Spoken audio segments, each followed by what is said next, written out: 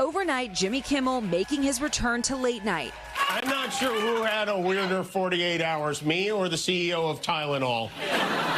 The comedian choking up as he addressed comments he made about Charlie Kirk's alleged shooter that outraged many conservatives and led ABC to suspend his show for nearly a week following pressure from the head of the FCC. I do want to make something clear because it's important to me as a human, and that is, you understand that it was never my intention to make light of the murder of a young man. I don't think there's anything funny about it. I posted a message on Instagram on the day he was killed, sending love to his family and asking for compassion, and I meant it, and I still do. In his almost 30-minute-long remarks, Kimmel also delivering a searing defense of free speech. The government threat to silence a comedian the president doesn't like is anti-American. That's anti-American. And praising Charlie Kirk's widow, Erica, for forgiving her husband's shooter. A selfless act of grace, forgiveness from a grieving widow. It touched me deeply. Just before the show, President Trump slamming Kimmel's return, posting, "I can't believe ABC fake news gave Jimmy Kimmel his job back." The White House was told by ABC that his show was canceled.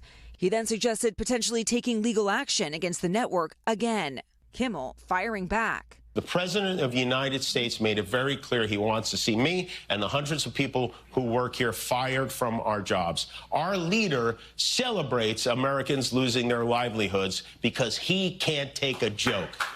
Despite ABC bringing back the show, Jimmy Kimmel Live did not air on nearly 60 ABC affiliates nationwide. The owners of those stations, Sinclair and Nexstar, which both have pending business before the FCC, saying they won't run the show. FCC Chairman Brendan Carr praising that decision, writing, "Democrats simply can't stand that local TV stations, for the first time in years, stood up to a national programmer." But Kimmel thanking a wide range of people who have supported him, even his critics, and standing firm. This show is not important. What is important is that we get to live in a country that allows us to have a show like this.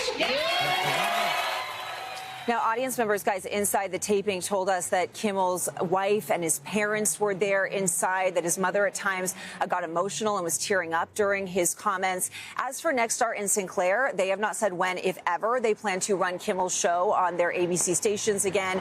Kimmel's show last night was pretty much immediately put on YouTube, which allowed folks in those blacked out markets to watch it almost in real time. Savannah. Liz Kreutz outside the theater there in Los Angeles. Thank you. Hey, thanks for watching. And don't forget, you can catch the Today Show every morning on NBC or take Today when you're on the go. Just follow the Today podcast on Apple Podcasts, Spotify, or wherever you listen.